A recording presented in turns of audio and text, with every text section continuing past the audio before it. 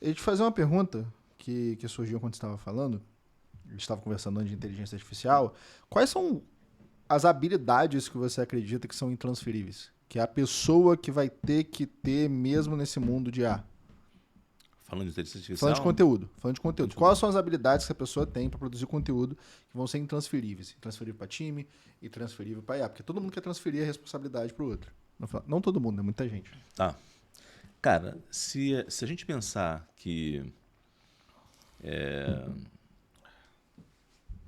independente de ter a IA contribuindo no processo de produção de conteúdo, né, as pessoas que são reais sempre vão estar na frente, né? Então, assim, o que é real vai ficar cada vez mais escasso, né?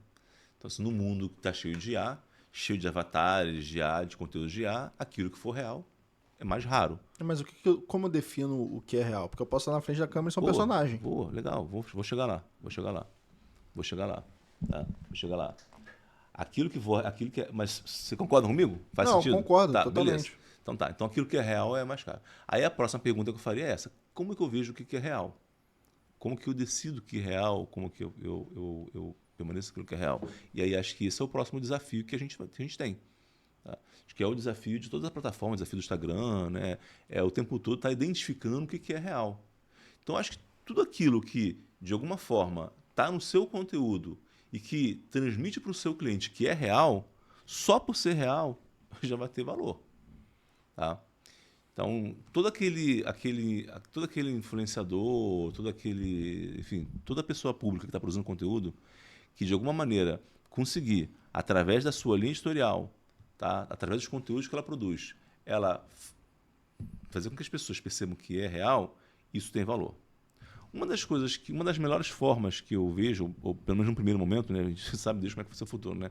Mas uma das coisas que eu vejo que vão ser cada vez mais eficientes nesse sentido é o relacionamento. O quanto eu consigo me relacionar com a minha audiência. Porque é muito difícil ainda neste momento, pode ser que daqui a pouco não seja tanto, mas nesse momento ainda é difícil ainda a IA substituir o relacionamento que eu construo com o público. Tá? Então, na medida que eu consigo construir um relacionamento com as pessoas, tá? E aí quando eu falo relacionamento, o que é um relacionamento? Envolve eu ter uma relação de confiança, envolve eu ser é, consistente, envolvem eu entender as pessoas e saber me comunicar na língua delas. Assim, envol- conexão, querendo ou não, eu tenho que ter alguma resposta para falar. Eu tenho ou não tenho conexão. Como que eu metrifico? É o meu engajamento? É a quantidade de pessoas que fazem uma ação quando eu falo? É minha taxa de conversão? Como que eu metrifico a conexão que minha audiência tem comigo? Ou quais são os indicadores? Porque às vezes eu não vou conseguir metrificar só objetivamente. Cara, acho que o principal indicador, se você tem, falando de Instagram, por exemplo, ele, conexão com a audiência, é a quantidade de pessoas que estão consumindo o seu conteúdo. E voltando nele. Não consumindo porque são gente nova chegando, mas pessoas que estão consumindo repetidamente seu conteúdo. O quantidade de pessoas que estão te mandando direct, por exemplo, te dando respostas, conversando com você, querendo falar com você, querendo ouvir sua opinião, querendo saber o que você pensa, querendo saber o que você fala. É a caixinha de perguntas que você abre, um monte de gente pergunta. É a pessoa te mandando direct o tempo todo. O quanto você tem de interação? De pessoas falando com você, conversando com você. Porque é isso, é uma grande conversa. Aham, entendi. Então, se você tá ali, se você posta e ninguém conversa, ninguém comenta, ninguém te manda um direct, se abre a caixinha de pergunta e ninguém pergunta, é porque você não tem relacionamento com as pessoas. Entendi. Tá? As pessoas podem até admirar você. É igual aquela galera que, né, você vai numa loja, sei lá, da Louis Vuitton. Só passa na porta e tem galera que não entra. Tem medo de entrar. Não tem dinheiro para comprar, nem vou entrar. O cara até admira. A mulher até admira, até gostaria de ter. Mas ela fala, cara, não tem dinheiro, não vou nem entrar. É a mesma coisa. Às vezes você pode ser um personagem ali, né? Um personagem no contexto de um ator dentro dessa história toda, né? Que é distante. E que as pessoas vão olhar e não vão interagir. Mas me parece muito comum para quem se posiciona como especialista, principalmente. Ser distante? Parecer distante. Não necessariamente. Não, eu sei que não é necessariamente, mas é o que eu vejo como mais comum. É porque as pessoas não sabem fazer de outra maneira. Tá, faz sentido. Tá? Faz sentido. Todo mundo acha que a fórmula é parecer. E assim, e não é parecer distante por parecer distante, tá? Não é parecer tipo assim, não respondi a pessoa. Não, isso não é ser distante, isso é mal educado, tá? É diferente. É diferente. São as pessoas nem perguntarem. Não tem o que responder. Entendeu? É porque às vezes você só é desinteressante. Na verdade, assim, se você me perguntasse o que eu vejo mais, você fala, me parece comum as pessoas parecerem. Não, me parece que as pessoas são desinteressantes. Faz sentido. Isso me parece. Eu acho que a maioria das pessoas são desinteressantes. A maioria dos experts que você vê, que eu vejo, pelo menos na internet, que estão vendendo, eles são desinteressantes. Eles não estão interessados nas pessoas, eles estão interessados em vender. Então eles falam muito de produto, eles falam muito do negócio deles, mas eles não estão interessados em vender, em falar com as pessoas, em construir um relacionamento de longo prazo.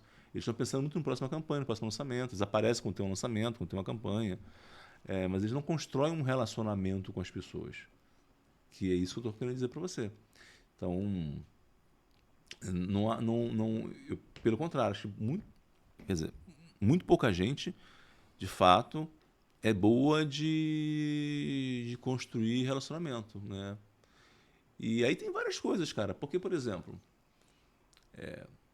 a maioria dos experts, por exemplo, quando estão produzindo conteúdo, eles têm uma ideia, uma perspectiva, diria uma armadilha, né? Que é criar um conteúdo pensando sempre no produto, né? Pensando sempre em como que encaixo para vender o produto.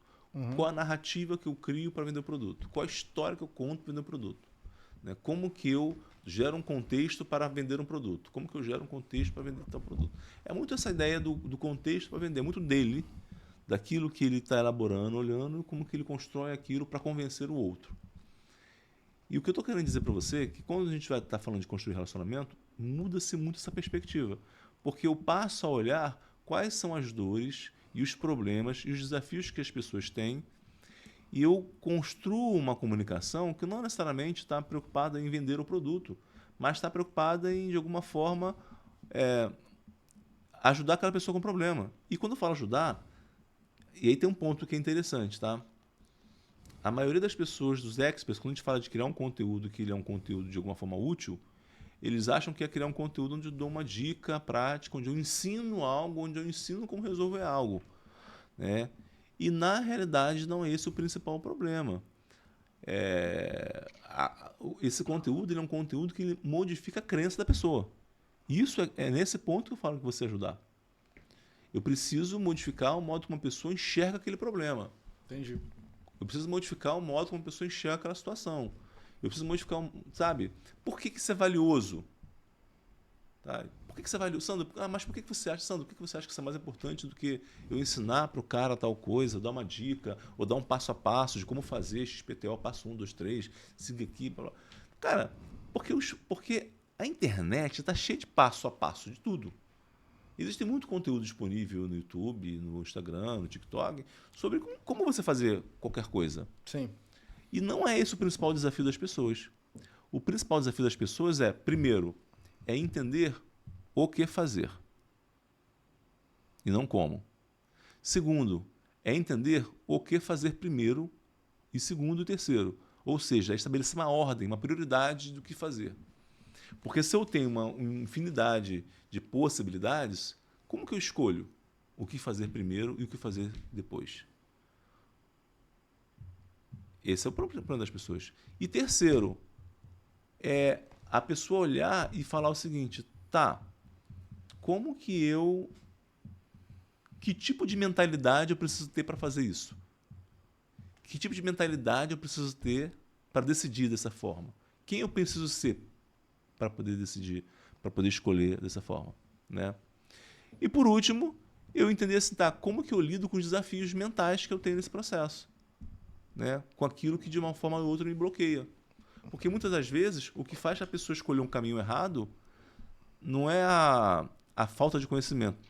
Às vezes é o excesso de conhecimento. Às vezes é porque ela... É ter opção demais. Entendeu? Então, eu sempre acho que as pessoas que têm mais desafios com o conteúdo são as mais inteligentes. Então, às vezes, quanto mais inteligente a pessoa é, né, mais sofisticada ela é, mais inteligente ela é, né, intelectualmente falando uma inteligência intelectual mesmo, mais desafios ela vai encontrando, porque ela começa a querer racionalizar muito tudo. Ela começa a querer metrificar, olhar, escolher, achar um formato, falar, e ela sabe, ela começa a querer achar um jeito ideal, perfeito de fazer tal coisa. E isso vai fazendo com que ela procrastine, espere, tente fazer N E ela correlações. vai vendo derivada daquilo, vai ficando cada vez mais complexo. Eu pego por mim mesmo. Quando eu comecei a produzir conteúdo, para mim era muito fácil, eu era muito burro. Então era só eu sentar e gravar, porque eu sabia fazer de uma forma, eu só acreditava daquela forma. Só que quanto mais eu fui tendo inteligência e vendo. Inteligência não, né? Aprendendo com o que a gente estava fazendo, mais o meu nível de julgamento e indecisão daquilo que eu deveria fazer foi aumentando. Eu tive que fazer um processo para revisar aquilo que eu estava fazendo.